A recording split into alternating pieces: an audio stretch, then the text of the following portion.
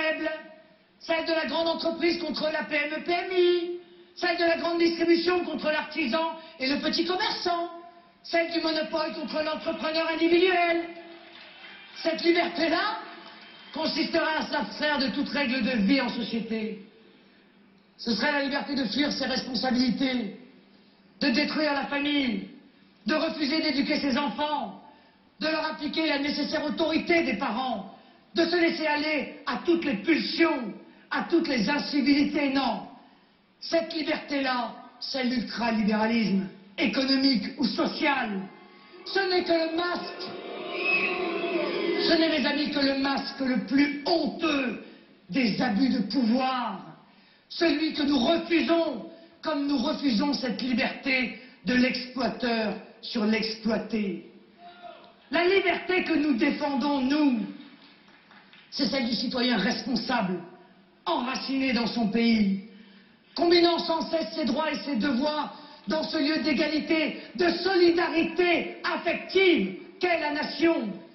La liberté que nous défendons, c'est celle du citoyen qui peut travailler, qui peut construire.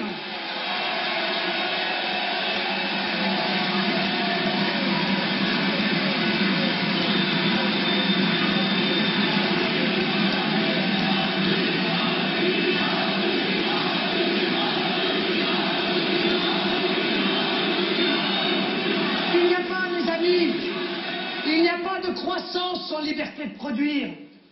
Il n'y a pas de croissance dans ces résurgences passéistes du communisme qu'on ose encore nous resservir dans cette élection.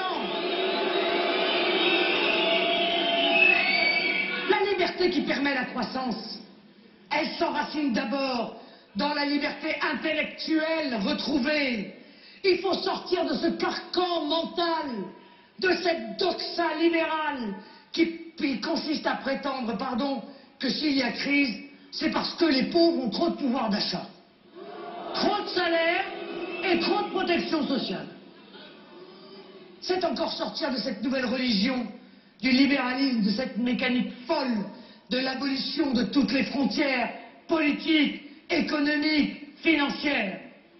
C'est refuser cette affirmation insensée que le bonheur est au bout du libre-échange, alors qu'il n'accumule que le chômage, la baisse du niveau de vie, l'hiver de l'Occident. C'est admettre enfin, face au choc des réalités, que seul l'État-nation est capable de protéger la liberté des producteurs, des atteintes des monopoles ou des prédateurs financiers. Que seul l'État-nation peut réguler l'économie au bénéfice des indépendants et au détriment des puissants. Lui seul qui peut permettre cette juste répartition des richesses qui est le fondement indispensable et nécessaire de la liberté.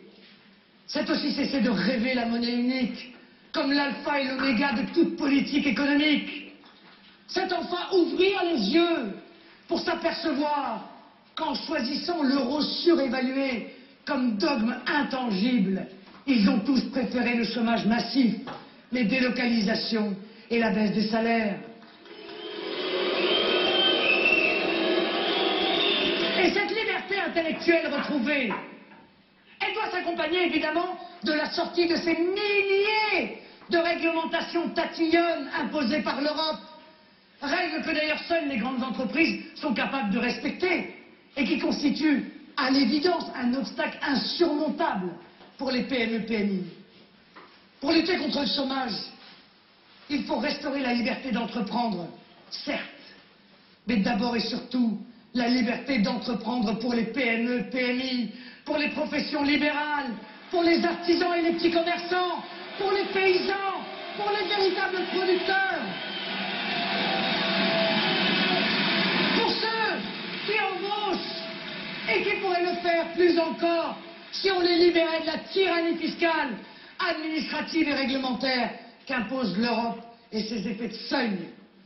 Oui, il faut retrouver la liberté de produire des richesses réelles et non pas la liberté de spéculer. Il faut contrôler, bien au contraire, la liberté de la finance, de ce monde des entreprises virtuelles qui ne produisent que des richesses virtuelles, que ces financiers de génie savent transformer en argent bien réel, celui-là.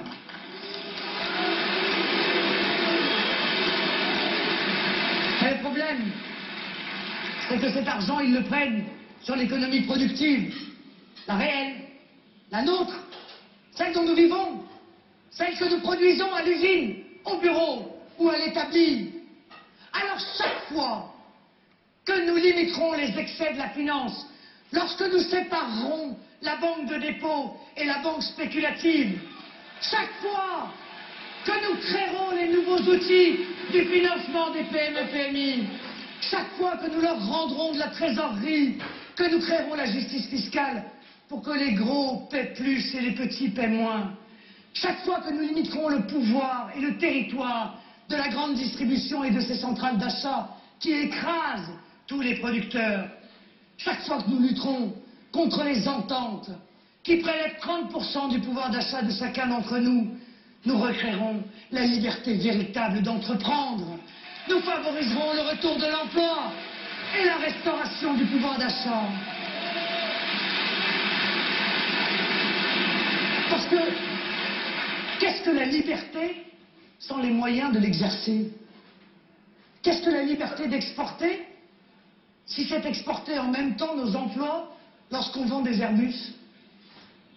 À quoi cela sert-il d'exporter dans le monde entier, surtout quand notre balance commerciale ne cesse de se creuser, d'être le 6e exportateur mondial, si nous sommes dans le même temps un des champions du monde du chômage de masse?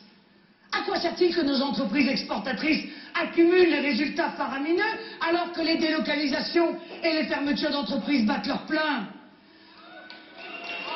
À quoi sert-il de verser des impôts à un État qui est le premier à délocaliser à l'étranger ou à acheter à l'étranger? Je pense aux chaussures de nos soldats, mais aussi aux voitures de nos policiers ou de nos gendarmes. Ce qui compte, bien sûr, c'est l'emploi des Français, des travailleurs français.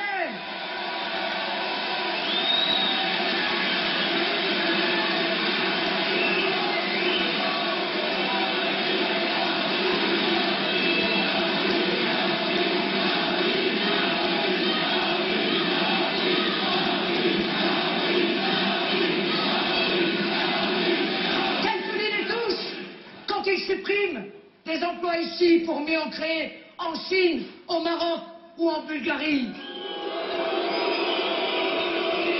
Si je veux la liberté d'entreprendre, c'est au service de l'emploi des Français, c'est dans l'intérêt supérieur du peuple français. Je ne défends pas les travailleurs du monde, moi. Je défends les travailleurs français.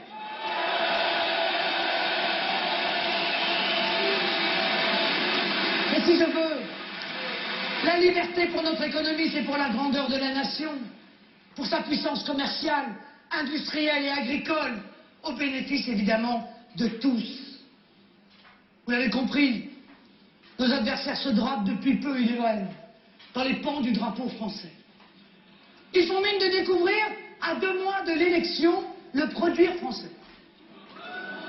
Oui, ils essaient de nous singer, très maladroitement, en parlant de retrouver un semblant de frontière.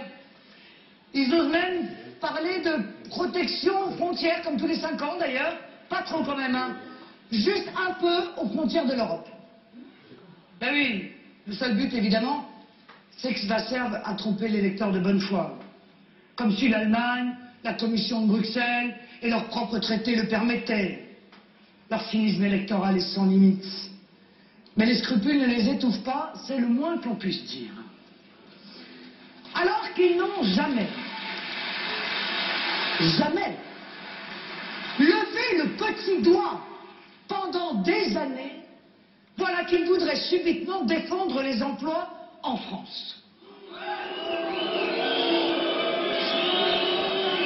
Les voilà qui parlent de patriotisme économique. Les voilà qui promettent d'être fermes avec les banques. Un peu comme ces parents qui s'avisent un jour de devenir sévères lorsqu'après 5 meurtres, leurs enfants sont aux assises.